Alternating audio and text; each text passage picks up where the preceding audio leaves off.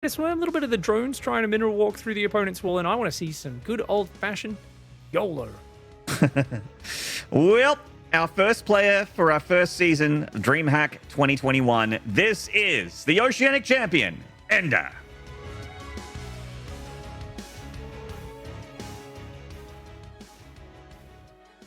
And his opponent in the bottom left-hand side, the Challenger, representing, of course, Pakistan, and looking very good in PvP last season. Can he bring it to PvZ? It's TeebuL. That's it. TeebuL represented by Exxon, and EnDerr represented by Liab Esports, Filipino esports team. Cool to see them both being represented, being supported here. 2021, the game is approaching 11 years old. Players are just getting better and better, and the game still hundreds of thousands of players. No matter what rank you are, you push play, you get a game of someone that's at your level, and that is just awesome to me. I'm so happy that we still have this incredibly strong competitive scene for this, which, I mean, this is the greatest esport of all time. So, yeah, man. I mean, it's kind of funny. I was playing Remastered today for the first time in years, and I was like, I am worried. Like, I know that's, you know, not got as big a player base as SC2. Will anyone be in my range? I had like all back and forth matches, people smashing me, I smashed some people, we had some close games. The fact that StarCraft 1 still has that, it's like StarCraft 2, it's just bam, instant, you know, unless you're playing at 5 a.m. in your local region or something like that. Yeah. It's the only time where you might have a bit of a queue, but, or maybe 4v4s as well. But yeah, so far pretty standard openings, nothing too crazy. Yeah, looks like a Nexus Cybercore there for TeebuL, Probe Scout as well, just to make sure that the Zerg's up to snuff. And as most Zergs do these days, just straight to the third base for their first expansion, not even bothering with the natural. The probe, it's just so often in PvZ, you do that dance in the natural to probe, and you're just wasting time. So EnDerr not even messing with it. This is very common for a lot of Zergs to do these days. Oh, he did take it pretty late though, and he didn't build an Overlord still, so I'm surprised. That's kind of an odd choice. Normally, you'd take a quicker gas to try and cover from double Adept pressure, but I wonder if TeebuL feels confident microing in that sort of scenario and like chronoing the second Adept. I think it'd pay off really well because EnDerr had to wait for the natural to finish, and it was about 10 seconds later than a normal 16 hatch, just because the probe block threatening there, right? So it slows down EnDerr's opening a little, and no second chrono though on the gate. So TeebuL's playing defensive. I think that's very good for EnDerr then. Gets away with a little delay on getting the link speed out and so on, and just gets to do a real standard solid opening and looking for a third base at about 31, 32 supply. So the third base of EnDerr is just that slight little bit delayed. There we go, seeing it coming down just almost 3 minutes. That third comes down for the Zerg, which is not super comfortable. It's usually, you know, was it like 2.5 thereabouts when you want to be grabbing that third, a regular build order? Yeah, he's droning very well though, and he's kind of like focusing on that. So it's kind of okay anywhere in here. It's just more of a classic build. I feel like so many Zergs are like squeezing it in 26, 27 supply. EnDerr got a few more drones out. His lava production later will be a little slower, but works out pretty much the same. Even see some of those guys like Dark just play very similar to EnDerr here, where you go, this looks kind of antiquated, doesn't it? This is how we played a few years ago. And it's like, oh no, a few minutes down the track, he's still fine. it's still a good opening. He's still hitting his drones. His overlords are well timed. Overlord sees the Void Ray into second Void Ray. Ooh. Yeah. And we don't you know, see too much of that these days. Yeah. Oh, the Link's coming in for a little bit of a look, seeing if the third Nexus is being attempted just yet. And the Adept, I mean, not really a whole lot of danger with that Adept going down. She's nestled in between those minerals and has the Void Ray support. The probe's coming down to take that third, though, and to time this out well. Diving for that probe. I mean, if all the Links die, but they can get the third. Oh, that's actually quite nice. Kills the probe and delays the third by a few more seconds. That's always worth if it's just a handful of Zerglings. Obviously, if there's like an Oracle or a Void Ray, 2 Adepts, and you're running 20 Lings in for delaying it 30 seconds, it's just not worth it because you lose so many drones. But EnDerr adding Overlord speed. I like this. So a lot of the time, you know, these Void Ray openings, they're so good at denying scouting. And already, wait, a second, and a third Overlord going down on the left as well. Oh, no. Oh, that's really bad, actually. He only lost 1. Yeah, that is really quite bad. The Void Ray very often kills 1, sometimes kills 2, but 3 is really pushing it as far as damage is concerned, and TeebuL's going to be very, very happy with how this open has happened.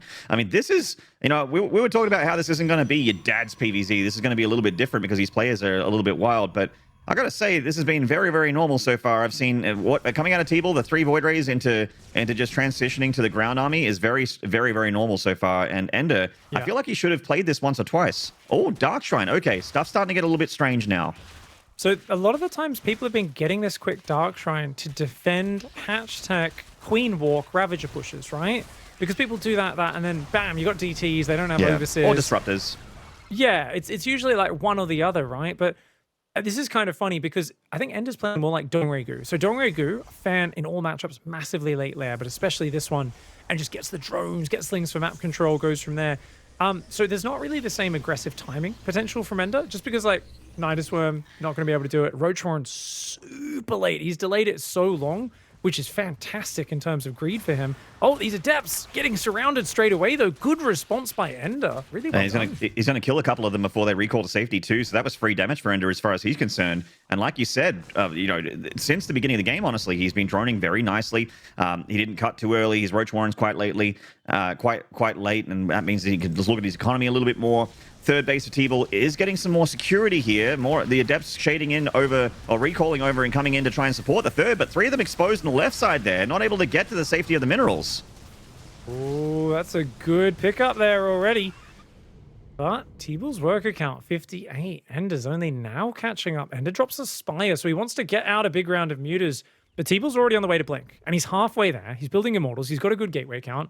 Overall, TeebuL's doing a very good job of getting to that next step. Does he have any sentries, though? I don't think so. I think we might just see a big old raw mid-game push of, like, just mass Stalkers coming forward and looking to clear off creep. This is really nice. Wow, he's going to deny the Queens. That hatchery. A drone. Oh, my God, a DT goes in there for the drones as well. TeebuL really finding some value. Yeah, absolutely. These DTs, not something that EnDerr kind of expected here, or definitely wasn't prepared for. That fourth is going to have to be cancelled, and that DT just going to ham on these drones, hacking and slashing. 9 going down, 10 going down. A Queen going to get picked off by the DT as well. Oh no, EnDerr, no support for these Queens. He might lose both of them here. Yeah, where are he like you said, he used up a few too many Zerglings, I think. You know, in 1 or 2 of these scenarios, he got a few probes, but TeebuL was so far already ahead on that. And then, where are the units? How are these DTs still doing so much damage? Oh no, EnDerr here just was so caught off guard by this. I mean, remember, he had a very late Roach Horn. He still hasn't built a single Roach, has he? He's trying to be so greedy here, and he's getting punished for it. Yeah, he really is. Trying to cut a few too many corners. And I mean, we're looking at the production tab here for EnDerr, and we're like 7 Mutas. Does that really help him too much here? I just don't think so. It feels like his ground army is really left wanting. He doesn't have the power on the ground to really just tear apart the Stalker ball, which then leaves the Void Rays exposed. Did catch some reinforcements here by the looks of things. They blink into safety with the rest of the pack, and even them sort of cupping the Lings there, stopping their retreat and killing them in the end. The DT does go down, but takes 4 more drones. EnDerr really struggling with supply here. He's in a ton of trouble. He's not looking good in any respect, whether drones or army. Yeah, trying to get Mutas out to make the comeback happen. +1 air weapons on the way as well. I mean, definitely Mutas are good if your opponent doesn't have Stargate, but I just feel like numbers-wise... well, I mean, he's a little out of position right now as TeebuL. Natural and main. Mutas, maybe they can get something. They got to find something. Really, they do. So getting in here just before the cannon and the battery are done is nice. Go for the Mutas, though. I think the probes is probably the better idea. Takes the cannon out to open it up for future avenues, but I don't think there's going to be another chance. Now he knows these Mutas are here. Stalkers, cannons everywhere else, and just look at the way he's zoning him out. TeebuL's got Archons to back it up. He's got Void Rays with a bit more mobility and a very hefty Stalker count. Yeah, true. And having this many Stalkers with Blink already engaged means that they do have the ability to shoot down these Mutas quite well, to defend quite well as you try and get that static defense up. Obviously, having things like Archons helps a ton as well in the stand-up fight. What TeebuL's going to do right now is force EnDerr's army to come back home and engage him. He's like, all right, I got this giant ball of units, and if you don't come home with absolutely everything, you're going to lose the game. Or picking up a couple Mutas there as they come through to try and attack into the Protoss' infrastructure. But EnDerr, man, I'm not seeing a whole lot of units back at home to defend this push from the Protoss. Oh, he does focus down the battery overcharge. Very nice there from EnDerr. We'll get the cannon and 4 Stalker weapons on the third. At least a bunch of probes will fall there. As you said, though, nothing to defend the push at home. The Mutas are like barely overwhelming TeebuL at home and slowly killing the probes. But look at this. These guys are just tearing apart the Zerg base. Zerglings, okay, that'll change things. They do much more damage than the Mutas. They certainly do. The Ling's going to help out with the building killing here, and it is at that point. Game 1 of this series is basically a base race at the moment. The Stalker's blinking forward, going to target down that Spire, prioritizing the nasty tech that's harder to deal with when it comes to this base trade scenarios. The Mutas, oh man, they are decimating the probe line there in the main base. There's not a whole lot of mining concerned here for either player at the moment. In fact, EnDerr technically out mining TeebuL at the moment with the least amount of probes that are mining. Championship quality. He knows that he's got it. He's so far behind from how this game went earlier on against the DTs. Has to make it messy to try and come back. And definitely still feels like it's a hard spot for EnDerr, but he's doing everything he can. He overwhelms the Stalkers in the natural, starts to overwhelm the third base. And I mean, oh man, he might actually be able to eliminate all these cannons. There is a Nexus back up in many of these bases. Recall is happening, and they will defend this base. Not many probes left at all. The Mutas, oh, they take out an Archon, but so many go down. They certainly do. Plus side is, though, there is a ball of Stalkers that didn't quite make the recall that EnDerr can absolutely deal with. He can get rid of these Stalkers, but this... Oh, no, the Muta's coming back in. A little bit too much there from the Protoss. And TeebuL does edge him out there in game one. A bit of a wild game. You know, it was all going well until it wasn't for both players. All of a sudden, they had to put the spaghetti back in their pockets and hold all these lines. Like all the memes you can think of people not being able to handle anything. It was really that "this is fine" flaming cafe meme with the dog having a coffee. This is fine indeed. I mean, I love the Dark Templar usage there. I was like, these are just to defend a Queen Walk. And it's like, oh, apparently 2 DTs can kill like 20 workers while you deny the 4th with 2 Void Rays. I don't think even TeebuL was planning to get that much damage. Yeah, it seemed like I was under the impression there that EnDerr actually scouted the Dark Shrine with the Speed Overlord going through the main base. So it was surprising to see him so underprepared for DTs at that point. Maybe he expected Archons and didn't expect the actual Dark Templar. But I mean, why get the Invisible Man Clubhouse if you're not going to get the Invisible Man? Indeed. And Zergling's committing it. It looked like they were finding some stuff, but he pays attacks every time he does that sort of move. You know, Void Rays Adept's very good at picking them off, right? And definitely just looked like some overall just nice cleanups. Even though EnDerr defended that attack well, somehow it was like, hey, TeebuL's just ahead on workers. He's just been pushing forward methodically, hasn't missed a beat on his probes, was chrono boosting them the whole time, and simply got ahead. Yeah, the Mutas did their best for EnDerr. They did what Mutas could do, which is, you know, harass mineral lines, decimate probes. They definitely did that, but you can see that EnDerr's hand is forced at this point. He unfortunately had made enough mistakes to give TeebuL that massive opening to do insane critical damage to his main base, to his infrastructure.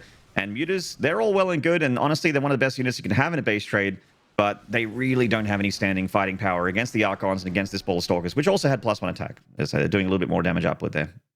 Yeah, you dive in, try to get rid of the Void Rays, the units with longer range, but man, 1 or 2 Archon splashes land. It's like, oh, Mutas are for dancing around and fighting on their terms.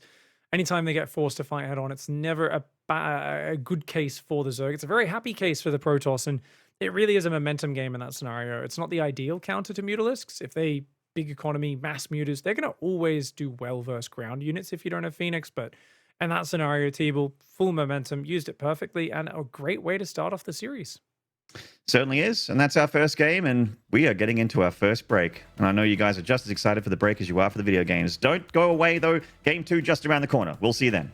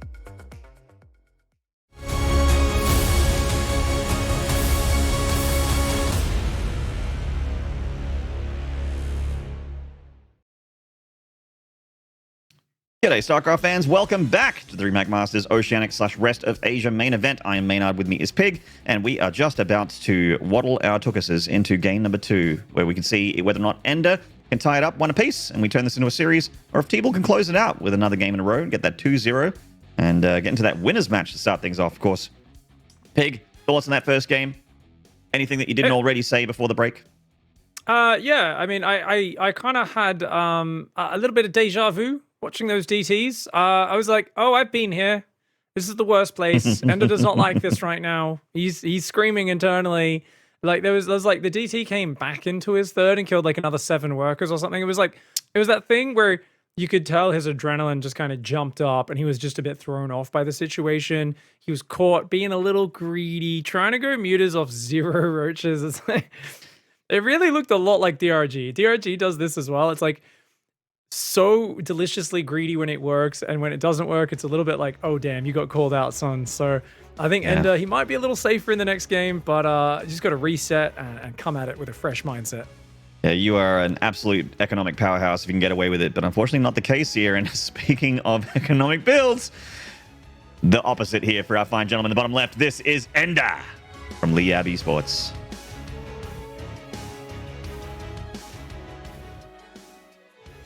And his opponent in the top right, it is TeebuL, representing Exxon.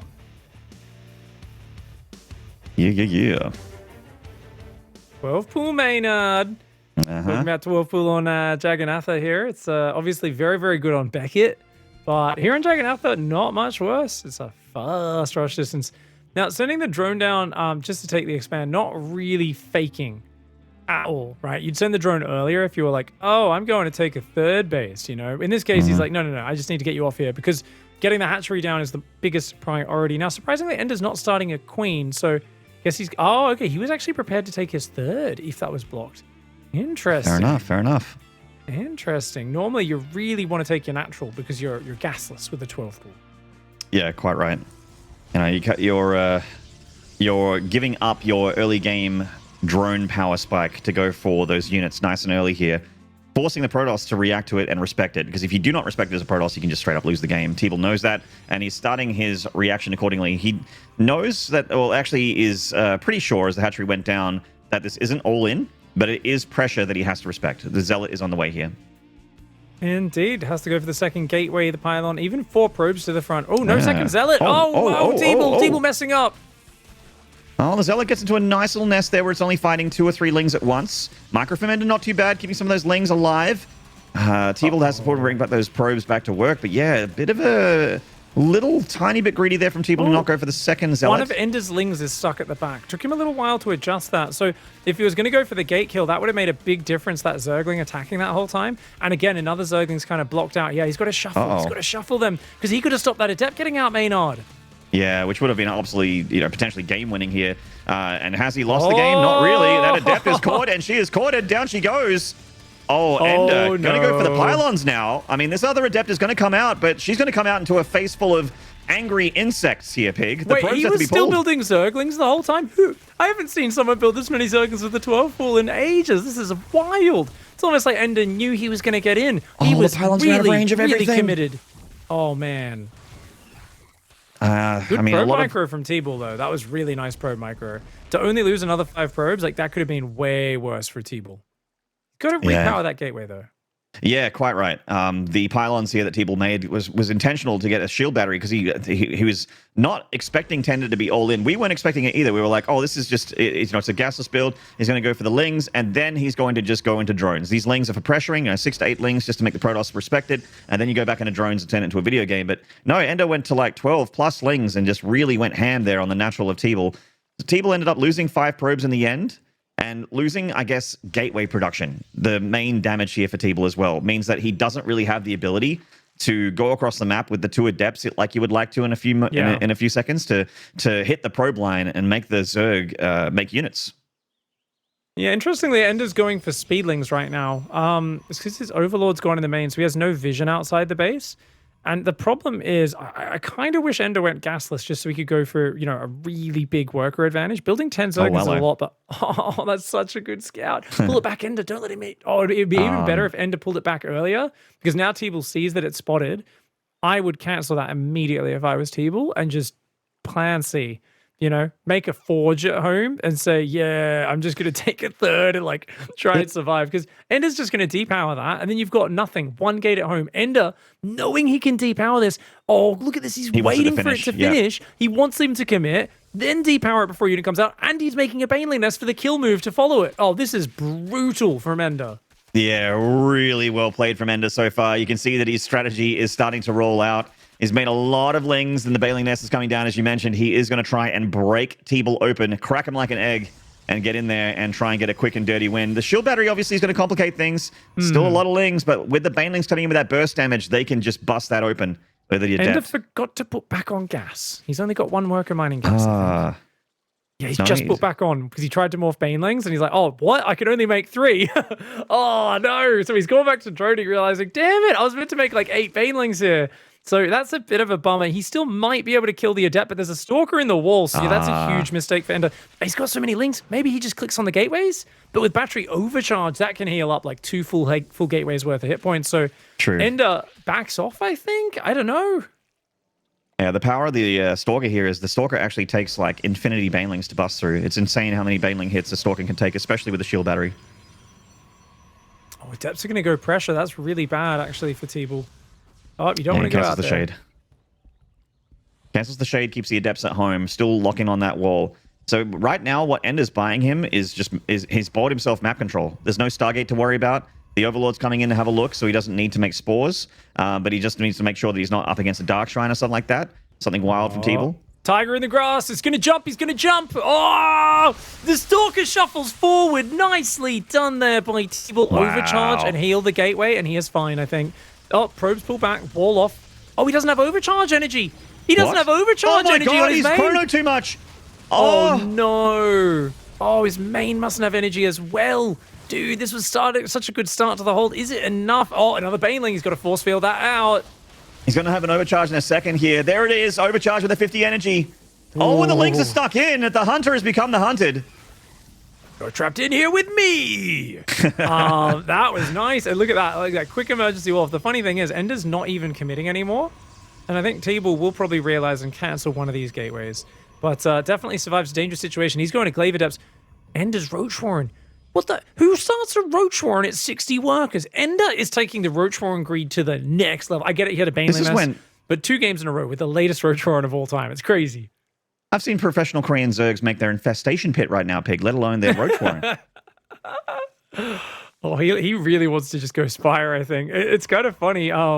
He's got Banelings making now, so it's going to be a Glaive Adept all-in counterattack from TeebuL. I do think EnDerr's going to crush it. He's got Roach Speed, Banelings, and he can start making Roaches. He does need to start making Roaches, though. And yeah, small but important detail. Die? I mean, Adept Resonating Glaive all in with like 8-10 gateways is quite scary. Not gonna lie.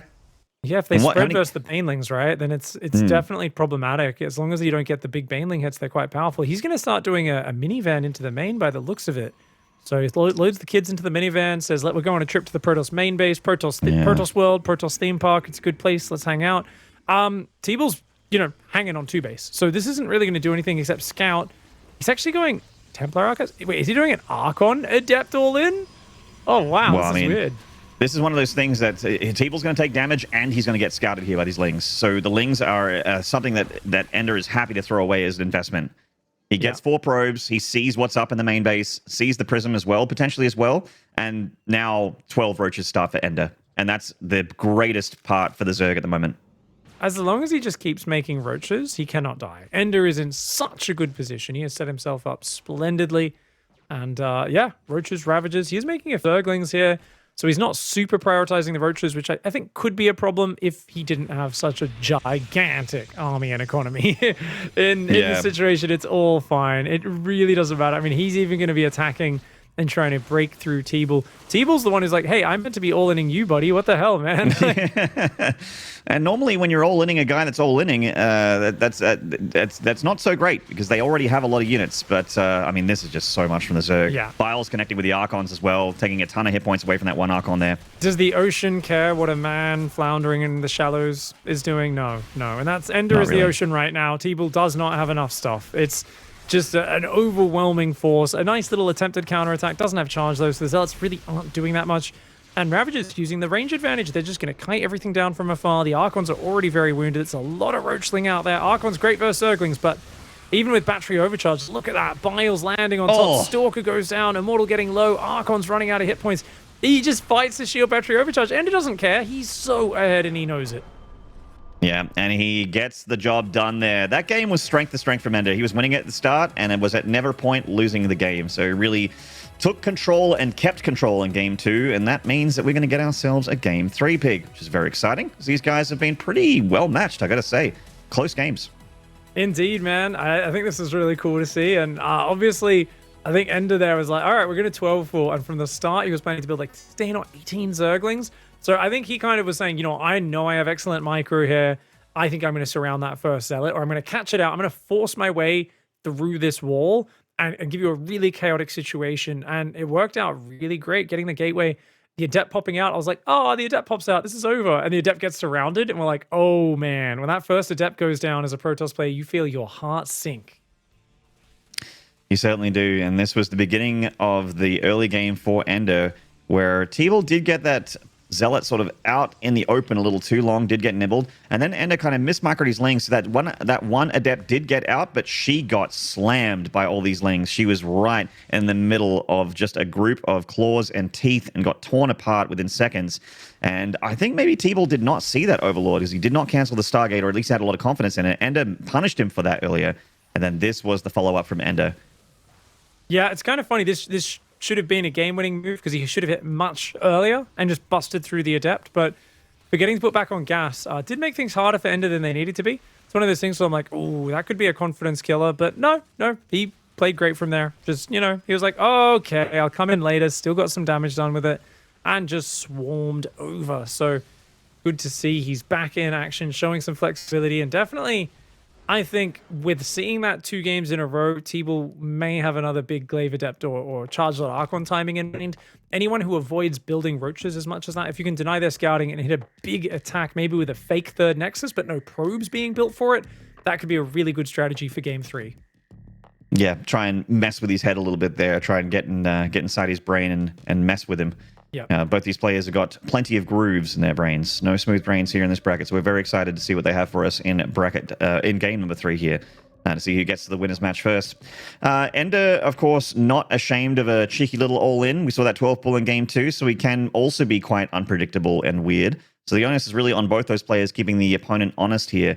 And, your standard PVZs, I was kind of shocked, slack-jawed even, to see Game 1 look so standard with just the 3 Void Rays into Twilight Council and then, going into Stalkers. I guess, going to Blink Stalkers maybe not super standard, because normally you do that with Colossus, right? But TeebuL just kind of countering EnDerr's army and being ahead of the curve where EnDerr took it. TeebuL was there to meet him, and then Game 2, Shu was on the other foot. In the bottom right here, not getting a pull on 12 supply, this is the Filipino Zerg, EnDerr.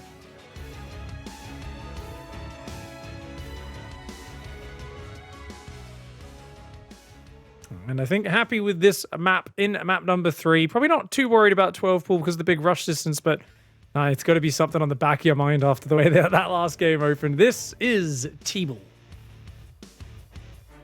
playing for Exxon. That's right. Exxon been supporting StarCraft 2 for quite a while now. A lot of great players in the community. So TeebuL, that last game, the Zerg being up 60-odd army supply, you can really just A-move as a Zerg at that point, but I've seen holds with that kind of supply, that kind of army supply gap, but it's usually a different story. It's when the Protoss has multiple Immortals and a Warp Prism to juggle as well. Then if you're really awesome, like, incredible with your Prism Arc, like you're a Parting or you're a Zest or something like that, and you can just juggle that Prism all day, then you can make miracle holds happen, but TeebuL just didn't have the units that you needed to get the job done. It's like range advantage is so important, right? I think, the ability to just pick at them from afar and fall back through the choke point and all that sort of stuff. It really is massive, because if you don't have that range advantage, Zealot Archon's about surprising. It's about ambushing your opponent, jumping on top of them, that sort of stuff. And so if you want to see a comeback in that scenario, hope for Disruptors, hope for Colossi, like you said, Immortal Prism, one of the biggest ones. But right now, just so far looks standard. Of course, the Zerglings coming out very early for EnDerr. and not really committing hard to pressure. Just wants to go very fast link speed, deny and shut down scouting, and he wants to... Oh, very good. Pa, I think he's going to find that probe. So yeah, he wants to put TeebuL in the dark, and will he all in, or will he just macro behind it? And we don't know. TeebuL won't know either. His Adept will have to go across. Link speed will shut it down very quickly. A temporary Cyber Core there to wall off the base. Clever move from TeebuL. Yep, just keeping things locked away from the Zerg there. And it's going to be a Stargate opener. The safest opener here, and also one of the most powerful at the moment in this matchup. Has the Stargate been like the best opener for Protoss for longer than the Twilight Council, you reckon, at this point? Oh, sorry. I thought just cut out for a little bit there. I think it has been okay. The Stargate definitely, it's just the scouting, the flexibility. When you're such a top tier player, being able to just, you know, micro and oracle around and see everything. And now, of course, with the Void Ray coming in as such a good defensive unit that can be used for offensive harass, definitely seems like it's taken over in a big way. And it's been a couple of years now of big dominance with small periods of Glaive Adepts coming in and being the more popular build. Indeed. And we got the handful of links coming out here from EnDerr to begin his harassment. I'm not lagging for you on the call, am I? Everything's all right now? No, I think it was just my internet, like, for a second, because, like, you cut out for half a second at the end of your sentence, and Parsec froze. Okay. The preview did as well, but well, I thought it was going to start, you know, I'm traumatized, Maynard, from our last time casting a grand finals. I'm like, oh no, it's going to cut out. That's right. Yeah, guys, if you didn't know, the last thing that Pig and I cast together was actually the World Finals, where Pig disconnected and I had to solo cast in front of 60,000 people. It's nice to have you on the internet now, Pig, of course. It's been a long time since I've seen you on Twitch. Feels like you haven't been very active these days. No, yeah, just as you get older, you just want to keep to yourself a little bit more. So just trying to kind of enjoy the games from the comfort and privacy of my own home these days. But when I do get to come out for a big event like this, it is always nice. And man, that's it. Oh, wow. Wow, that's a lot. Wow. 7? Wow, that's crazy. No. Yeah, that's an insane Oracle there. Like, this isn't a crazy Oracle opening from TeebuL. I mean, yes, he's denied scouting here from EnDerr, but wow, the Oracle just showed up and got half a dozen drones for free there. It's amazing. And the Void Ray, the Adept, ready at the third. Now, this is not the fastest third base, so I would be a little worried as EnDerr saying, okay. Because if that third's a little later, it means they could do something like this. Squeeze in a very quick Twilight for Glaives and have a big old Glaive Adept follow-up. Doesn't necessarily have to be. I mean, we saw he likes Dark Shrines, so maybe another quick DT Shrine coming out. Might just be the TeebuL special, his version of the opening that he thinks is really good versus EnDerr style. Oh, Shield's getting erased there by that Oracle. It does get one more drone for its trouble, though. And then coming in for the scout, yeah, sees the Twilight Council. And actually, if you're paying attention, you can see the upgrades happening on the Twilight Council as well. So he knows that something's being researched. And that is indeed Resonating Glaives here from TeebuL. This looks very similar to Game 1, actually. Apart from the fact that, you know, Resonating Glaives is happening instead of Blink, I suppose.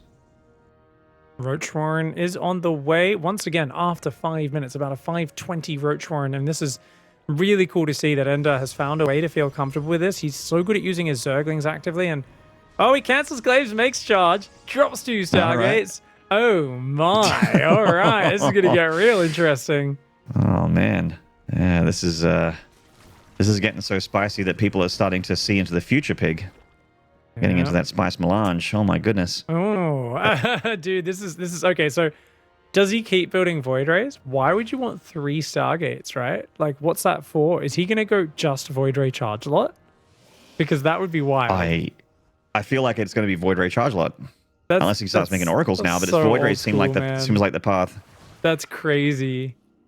Dude, I mean, I feel like we see one good game of Pro Void Ray Charge Lot once every 2 years of StarCraft 2, like, where you're like, oh, that looks kind of legit because, like, one guy does it perfectly, but that's going to be interesting to see how it plays out here.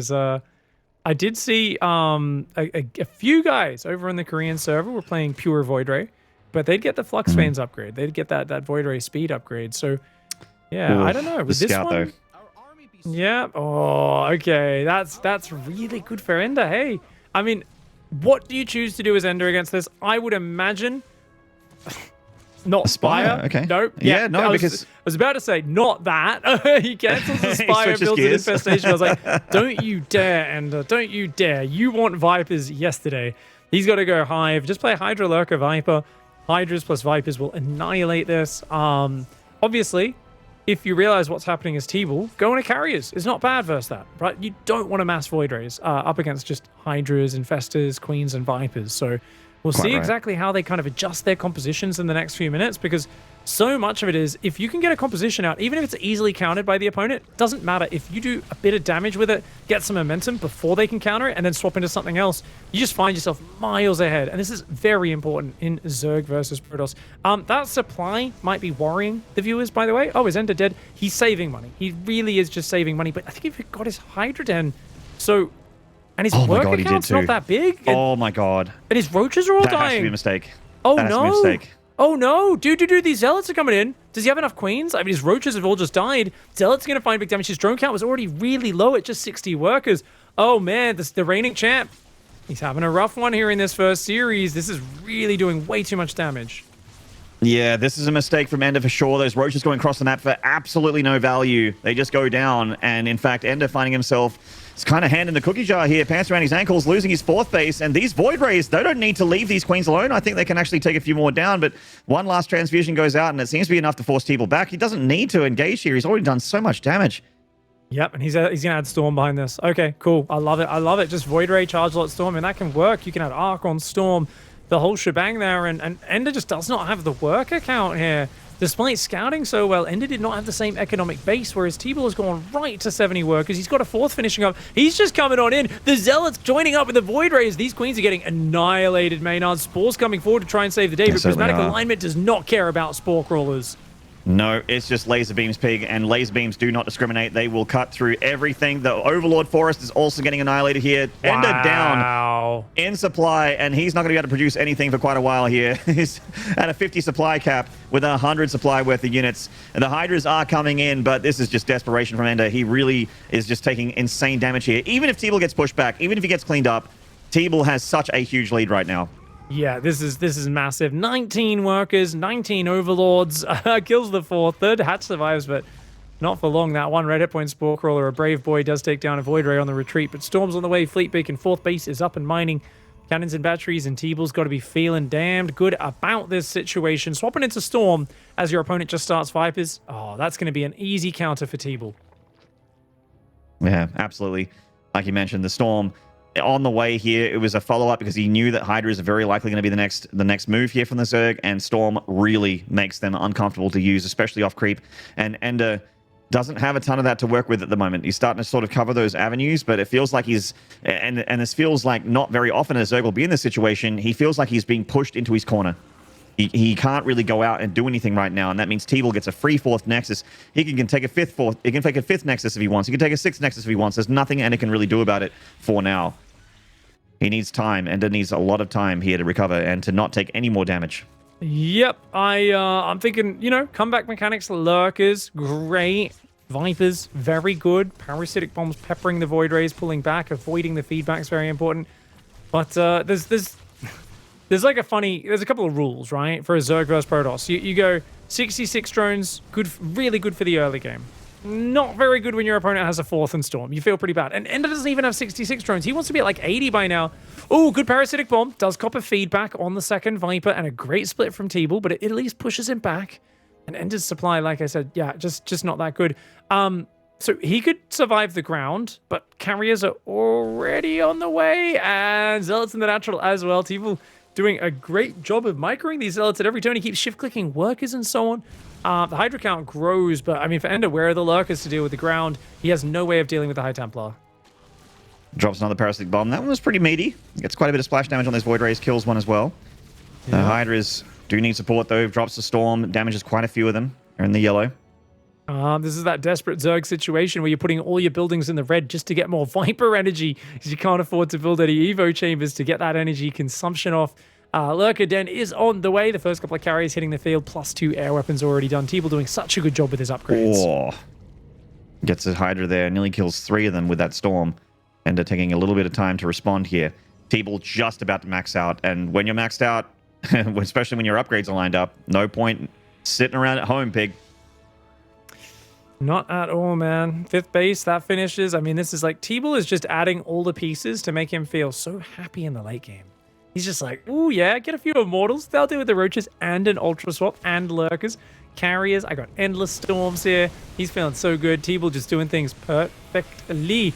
And so cool that he did this off a triple Stargate Void Ray charge lot opening. Like, what is this series? Well, we said it wouldn't be normal. It wasn't. It lived up to it. It really is paying dividends. Nice spreadies from EnDerr. Really good at evading Storm. But there's more Archons than there are Hydras, Maynard. Yeah, that's probably not good for the Zerg, I'd imagine. And there it is, GG. TeebuL taking the series 2-1 there over the reigning